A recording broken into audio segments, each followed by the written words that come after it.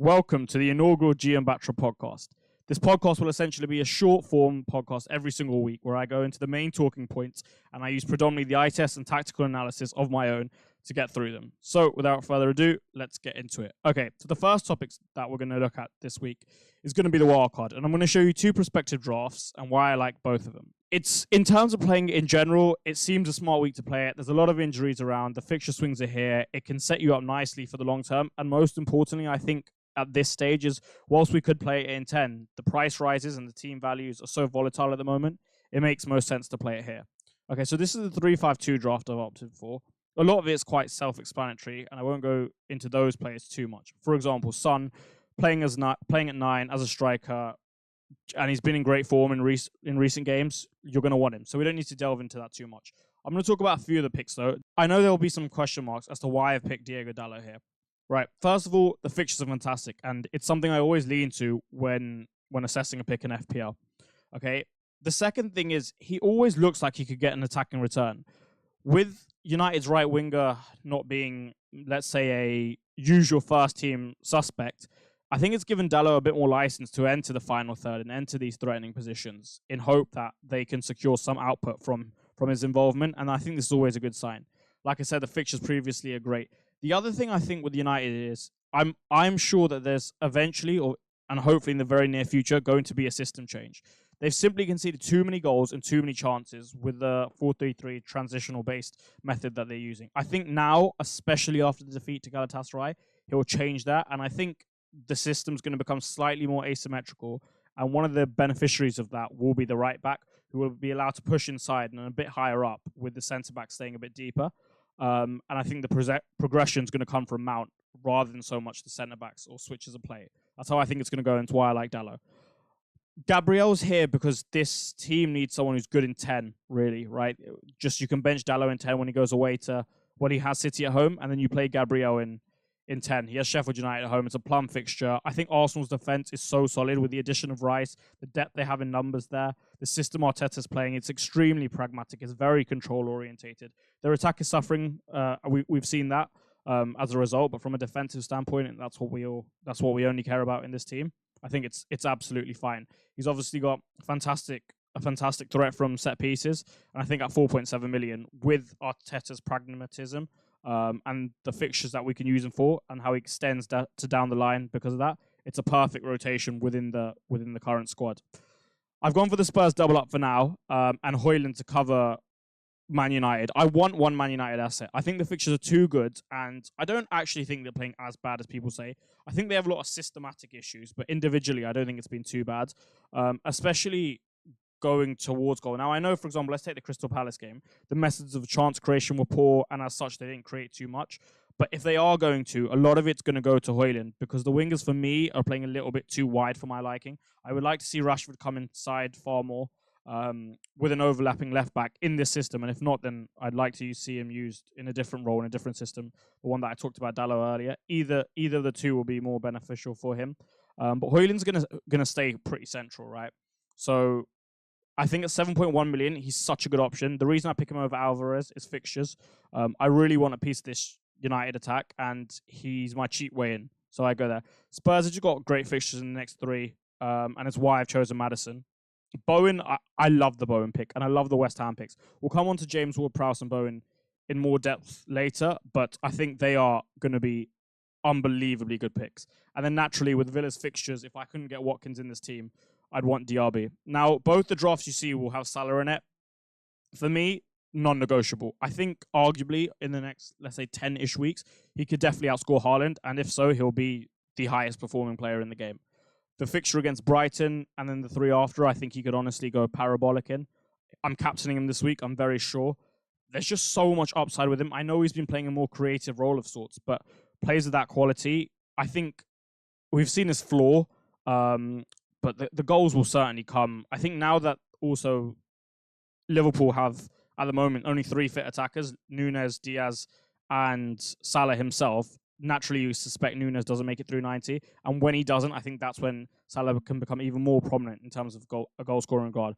But with penalties, honestly, I'm not worried with the new role too much. I still think he's going to score goals. So that explains most of the team. Now here, again, the team isn't too different. You've still got the double Spurs attack. I've got Nunes here, again, just to target the fixtures. I'm a big fan. His movement is exceptional. He causes chaos in the opposition box. His intelligence is brilliant, and combine that with his physicality levels, and he has such a high ceiling as a result. Because if he's playing well, it's very difficult to stop him.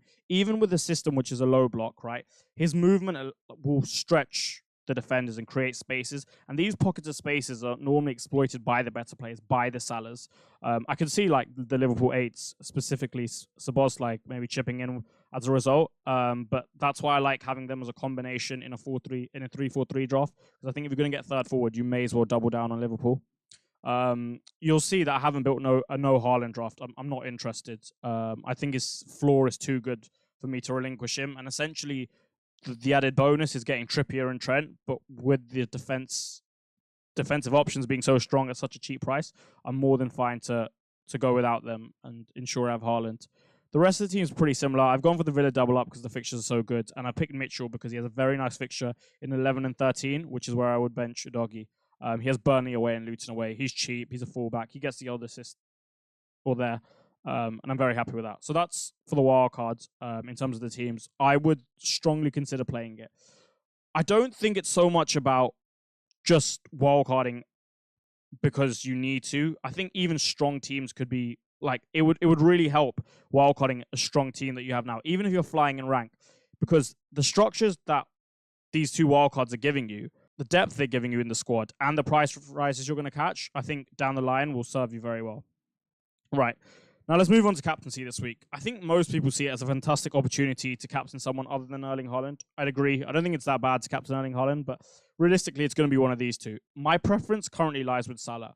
So with Son, I'm just slightly concerned that he gets another early hook. He's been getting that a lot. He hasn't trained this week so far, and I think Postecoglou is doing a very good job of managing his minutes, but naturally, that's not what we want for FPL. I don't think Spurs will have any problems per se in the macro scheme or macro perspective, but this isn't a Sun type of game. Low block and pack, small pitch, like away from home, it's just a factor as well. I think he'll have a lot of bodies in and around him, and I wouldn't be surprised if someone like Kulusevski's used with Pedro Porro on the right side. That's where I particularly think they're going to exploit Luton. I think Maddison's actually a very good option for this specific week because I can see him playing quite close to Son. Just for ball striking ability outside the box, maybe at range. So yeah, for me, and look, there's a lot of positives in the fact that Luton aren't a great side and Son is in great form, and all the obvious reasons like that. But for me, I think Salah away at Brighton, who I can't imagine De Zerbi abandoning his philosophy of trying to bait the press. And if you're going to bait a press, the worst team to do it against is Jurgen Klopp's Liverpool, a fantastic counter-pressing side, ruthless in the final third, a ruthless final three, both in terms of movements, combinations, and finishes. I honestly think the Salah Hall's around the corner, such a high ceiling. And I think after the Spurs game, these type of factors play in, and I think they'll be fuming and ready to go. And I can see Salah putting down a real benchmark to the rest of the league. Because you know what? I've thought about it, and they've got an outside chance of at least getting top two now. They've been super impressive considering the adversity they faced. So yeah, for me, Mo Salah. And with Estepinian out, even if their left back now doesn't underlap as much and give Salah enough space in those one-on-one duels, I'm confident Salah does well there. A pick I wanted to talk about with Brennan Johnson out and Solomon out with injury. Brennan Johnson's timeline's much shorter, but a bit unknown. We can maybe expect him back after the international break, but you would expect him to start Richarlison. He played well in the game against Liverpool, and I don't mind it as a punt. He's cheap. He's about 6.7 million, and it was just something I wanted to make you aware of. I don't mind it. I think he'll continue to play on the left. I personally still believe he's better off the left. So I think that's a good thing for him. I worry about his ceiling due to his finishing. Now, it's not bad. I don't think it's bad, but it's not fantastic. And as a result, I think these things could always...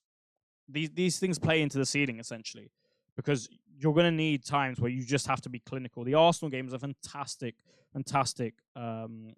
exemplification of that. Son's chances... they were very clinically taken. Now, you put Richarlison there, would he?